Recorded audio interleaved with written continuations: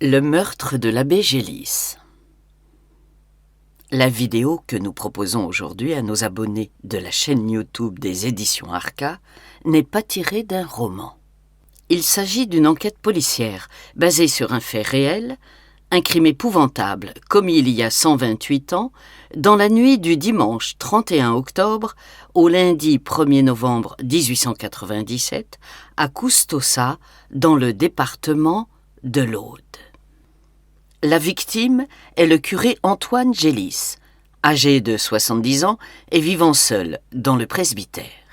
L'auteur a commis le meurtre lâchement, par derrière et avec une férocité inouïe.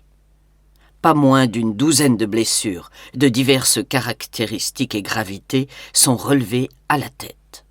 Un tel acte, la scène de crime qui apparaît aux premiers témoins, puis aux autorités municipales, aux gendarmes et aux magistrats arrivés sur les lieux, indique clairement la volonté d'ôter la vie, une détermination irrépressible, voire une haine farouche.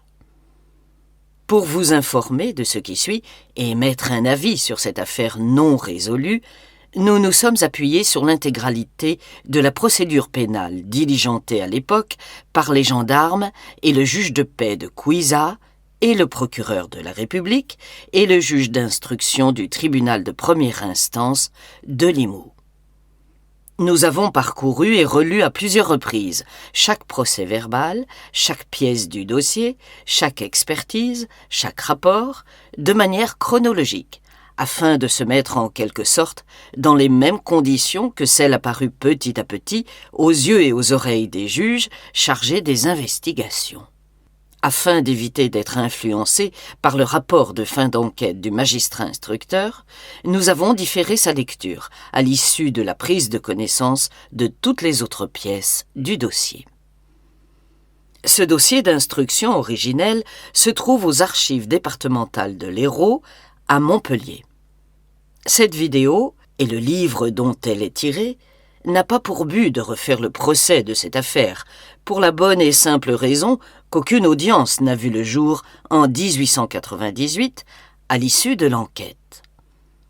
Nous avons pris connaissance de ce dossier et cherché dans ces documents pour tenter de l'éclairer, approcher la vérité et la résoudre, au nom de l'histoire et en mémoire du prêtre, bien qu'aucun lien de parenté ne nous lie.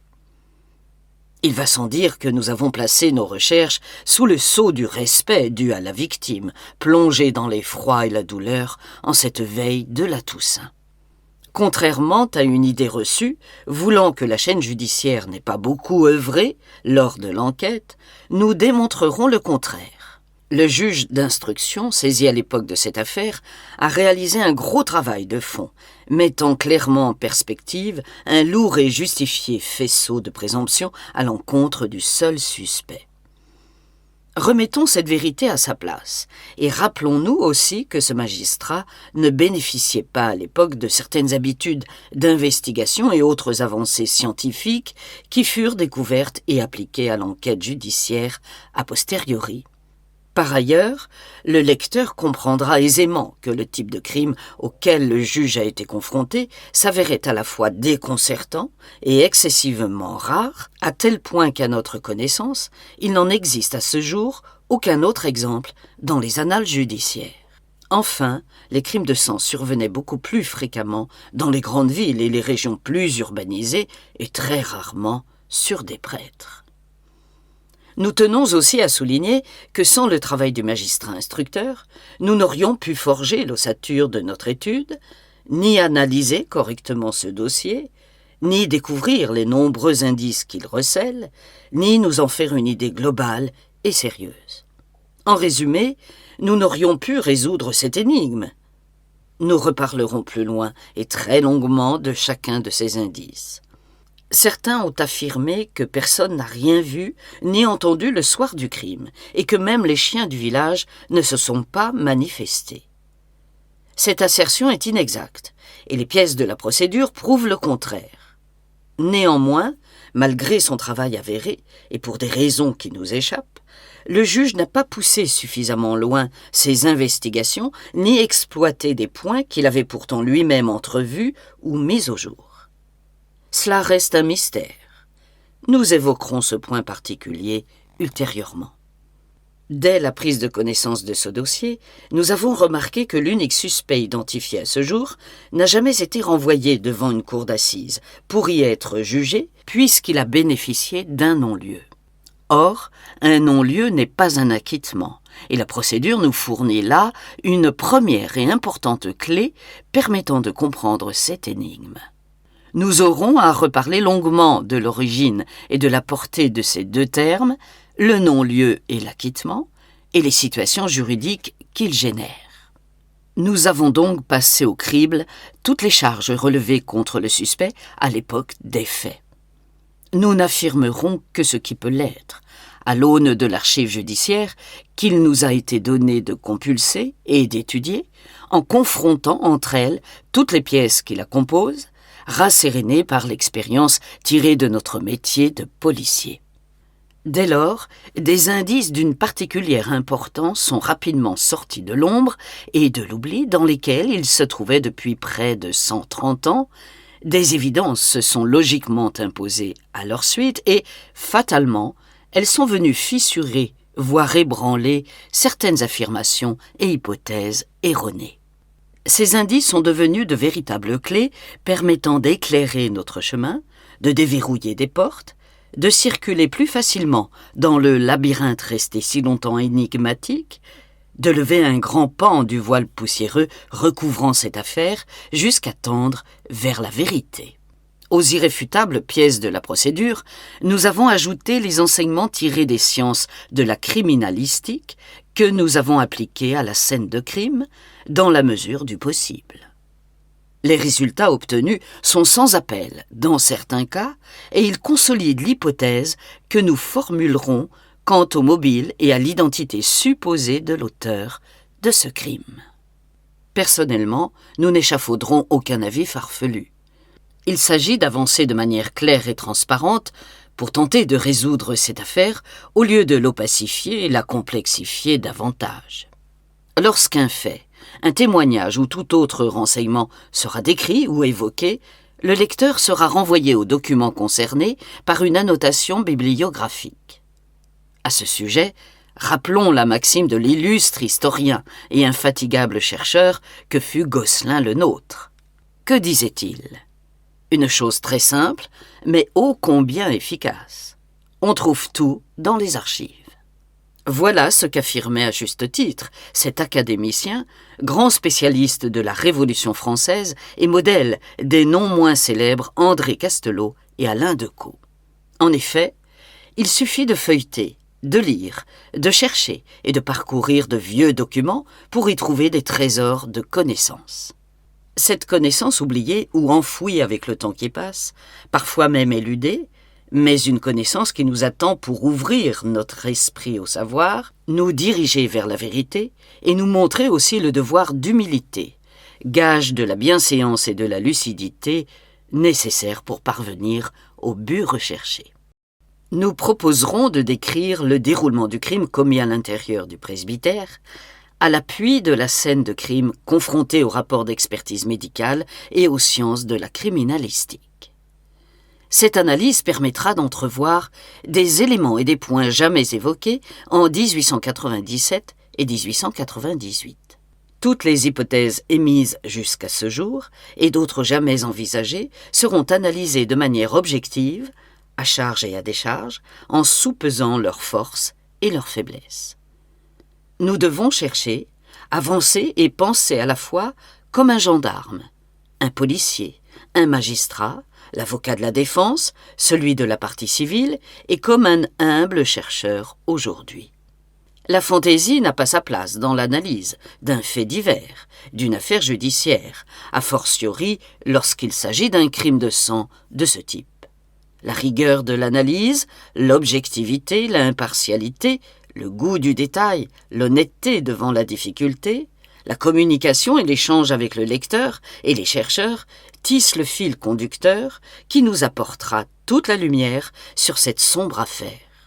Nous savons, bien sûr, par anticipation, que notre auditeur n'a pas obligatoirement des notions de droit suffisamment élaborées pour nous suivre pas à pas dans notre très rigoureuse enquête. De fait, pour ce faire, nous allons introduire ensemble notre ouvrage de quelques lumières évidentes qui nous permettront de cheminer d'un commun accord. Revenons tout d'abord aux faits qui se déroulent le dimanche 31 octobre 1897, veille de la Toussaint, fête des défunts. La nuit enveloppe déjà le village. Une nuit de pleine lune, le vent d'est souffle. Il fait déjà frais dans cette région et les volutes de fumée bleuâtre s'élèvent puis se dissipent rapidement au-dessus des toits. Tout est calme. Dans le presbytère, là où loge Antoine Gélis, le curé desservant la paroisse, la lumière traverse l'imposte, cette partie vitrée de la porte d'entrée qui donne sur la rue de l'église. Tout à coup, 2 chiens aboient, longuement et furieusement. Mais personne ne se doute du crime perpétré dans la maison du religieux. Le lendemain matin, la population s'inquiète. Le curé ne se rend pas à Cassaigne, petite localité voisine où il célèbre habituellement la messe. On hésite à aller le voir, car on le croit malade ou indisposé. Après quelques hésitations, on se rend à son domicile. C'est Ernest Pagès, fils de Joseph Pagès, qui arrive le premier. La porte d'entrée n'est pas verrouillée, la clé se trouve dans la serrure, de l'autre côté. Il suffit de soulever le loquet pour pénétrer à l'intérieur de l'habitation. La sonnette installée au-dessus ne tinte pas, son système de neutralisation étant activé par le jeu d'une cordelette attachée à un clou que l'on peut placer à loisir dans un trou prévu à cet effet.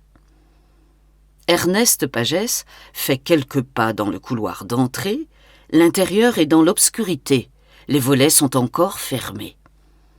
À droite se trouve le salon et à gauche la cuisine. Il pénètre dans cette seconde pièce et remarque le cadavre de son oncle Antoine Gélis allongé sur le sol, baignant dans son sang, sur le dos, le visage ensanglanté, les yeux ouverts et les bras repliés sur la poitrine. Une flaque de sang se trouve à côté et sous la tête, une autre au pied de la victime. Effrayé par cette vision, le témoin se précipite dehors. En criant qu'on a assassiné le curé, il tremble, se sent défaillir. On lui prodigue quelques soins avec une boisson tonique. D'autres villageois accourent aussitôt et pénètrent dans le couloir de l'habitation. Mais le maire arrive très vite aussi, fait sortir les quelques personnes qui s'y trouvent, s'empare de la clé et referme la porte pour garder intacte la scène de crime jusqu'à l'arrivée des gendarmes et des autorités judiciaires. Choqué, Ernest Pagès n'a pas remarqué l'ensemble de la scène de crime que nous allons découvrir maintenant dans le détail avec les gendarmes, le juge de paix Jean-Pierre Pugence, le procureur de la République M. Bonafous et le juge d'instruction Raymond Jean, lesquels se succèdent sur les lieux où vivait la victime, née le 1er avril 1827 à Ville-Séquelande, dans l'Aude. Entrons avec eux dans ce presbytère, promenons notre regard et notons tous les indices pour tenter d'éclaircir cette affaire. Dans la flaque de sang, située au pied de la victime, il note la présence de feuilles de papier à cigarette provenant d'une enveloppe de marque Le Tsar, qu'il remarque à côté, près d'une table. À l'intérieur de cette enveloppe apparaît une dernière feuille annotée au crayon d'une mention manuscrite que le juge de paix interprète comme étant Vico Angelina ou Epico Angelina, tandis que le juge d'instruction pense y lire Viva Angelina. À l'époque, la version retenue sera celle du magistrat instructeur. Dans son rapport, le juge de paix écrit le prénom Angelina avec 2 N, tandis que le juge d'instruction ne l'indique qu'avec un seul N. Nous conserverons donc cette orthographe selon que nous évoquerons ce prénom lu et écrit à l'époque par l'un ou l'autre de ces 2 magistrats. Nous reparlerons ultérieurement et longuement de ce papier à cigarette. Avant cela, poursuivons les constatations. Une autre flaque de sang apparaît, plus petite, au pied et à gauche d'un fauteuil, tourné face à une grande cheminée, légèrement décalée sur la droite de l'âtre. Les accoudoirs sont tachés de sang. Dans cette cheminée, où aucun feu n'a été allumé la nuit, les magistrats remarquent la présence de pincettes et d'un tisonnier dont le sang qui a taché le manche a été essuyé avec du papier retrouvé juste à côté dans un creux de l'âtre. Une vieille scie ébréchée est posée contre un paravent déplié à gauche du fauteuil. Son manche est ensanglanté. Un objet ayant aussi servi à tuer le curé ne se trouve plus dans le presbytère. Il s'agit d'une hachette de laboureur dont se servait le défunt. Un outil de ce type sera trouvé vers le 22 janvier 1898 à Custosa, dans un terrain en friche appelé Al-Caïré, sans son manche et portant les inscriptions AG ou AC. Une proche du défunt précisera que le curé Gélis se servait de ce type d'ustensile pour couper du bois et du sucre avec le côté tranchant et pour planter des clous avec le côté en forme de marteau. Elle soulignera plus tard que la hachette de son oncle est 2 fois plus grosse que celle trouvée dans le champ. À côté du cadavre, les juges remarquent aussi la présence de la grecque, un vêtement religieux que les prêtres portent sur la tête. Ce couvre-chef est imbibé de sang et semble cisaillé en plusieurs endroits. Les sabots de la victime sont en partie apparents sous son épaule droite et une montre à gousset indique 12h15. C'est exactement l'heure à laquelle le juge de paix est arrivé sur les lieux. Cette montre semble donc en bon état, car si elle était cassée, le magistrat l'aurait mentionné dans son rapport. Cet objet n'apporte donc aucun élément déterminant à l'enquête. Seule une montre brisée peut révéler l'heure du crime, par la constatation du verre fondu et du mécanisme dégradé au moment d'un choc généré lors d'une agression. Sur la table de la cuisine se trouve une bouteille de vin cuit et un verre. Certains chercheurs affirment que 2 verres se trouvaient là. Nous infirmons catégoriquement cette assertion car les 2 magistrats notent la présence d'un seul récipient. Dans un autre chapitre, nous expliquerons pourquoi un seul verre était posé sur la table et la raison est particulièrement simple et logique. Lors de ces constatations, le juge de paix a senti et vu un peu de vin cuit au fond de ce verre, tandis que le juge d'instruction a indiqué le contraire. Entre la table et la fenêtre ouest lui faisant face se trouve une autre table, plus petite et carrée, et entre ces 2 tables, un siège dont le dessus et le dessous sont maculés de sang. Soulignons que le juge de paix pense voir des traces laissées par des mains sanglantes au pied du fauteuil, tandis que le juge d'instruction pense voir l'empreinte d'une main droite dans une des 2 grandes flaques de sang, alors que le médecin légiste, présent lors des constatations, relate dans son rapport d'expertise la présence de 2 empreintes de 4 doigts dans 2 flaques différentes, l'empreinte du pouce étant à chaque fois absente. Devant la cheminée, au sol, apparaît un reste de mégot de cigarette. Des gouttes de sang apparaissent au plafond, à l'exact aplomb du corps du curé Gélis. Un rideau s'avère maculé de traces rouges. Une eau rougeâtre stagne dans l'évier. Le temps a figé quelques gouttes de sang au bas de l'escalier menant au premier étage. Le curé est habillé d'une soutane dont l'une des poches est retournée, là où il plaçait une clé. Il est équipé de ses moltières, autre point particulièrement important, comme l'est aussi l'emplacement exact du fauteuil face à la cheminée. Nous évoquerons longuement ces 2 éléments plus tard, car ils apportent des renseignements précieux et déterminants pour la résolution de cette affaire. À l'étage, le lit est défait, comme si Antoine Gélis venait de se lever. Néanmoins, il pouvait rester plusieurs jours sans remettre en place les draps. De même, il est connu pour ne pas prendre ses repas à horaires réguliers, il mange quand il a faim. Tous les tiroirs des meubles sont ouverts, un sac de voyage porte la trace d'une effraction, C'est la seule recensée dans cette maison. Dans ce sac se trouve un carnet des comptes, des notes manuscrites et personnelles du curé, son testament holographe, par lequel il institue comme héritier général son neveu Maurice Malot, chapelain de Grèze, petite localité située près de Carcassonne. Le sac contient aussi divers objets et un autre testament, celui de son neveu légataire. Des sommes d'argent apparaissent clairement aux yeux des magistrats. L'auteur du crime les a laissés là, car il cherchait manifestement autre chose. 3 gouttelettes de sang tachent le mur juste sous la fenêtre de cette chambre. Son forfait commis, l'auteur est sorti de la maison sans fermer la porte à clé, puis a disparu en prenant la précaution de ne pas laisser la hachette de laboureur sur le lieu du crime. Dans la précipitation, il est évoqué le vol de 2 ciboires, l'un en vermeil, l'autre en argent, mais c'est une méprise. Ces 2 objets sont rapidement retrouvés à leur place. Rien n'a donc été dérobé. Aucune trace de pas ni de lutte n'a été laissée, les meubles et autres objets étant à leur place habituelle. Le curé Gélis était notoirement connu comme étant d'une grande méfiance. Il n'ouvrait à personne, sauf à quelques proches, et après avoir préalablement vérifié qui frappait à la porte.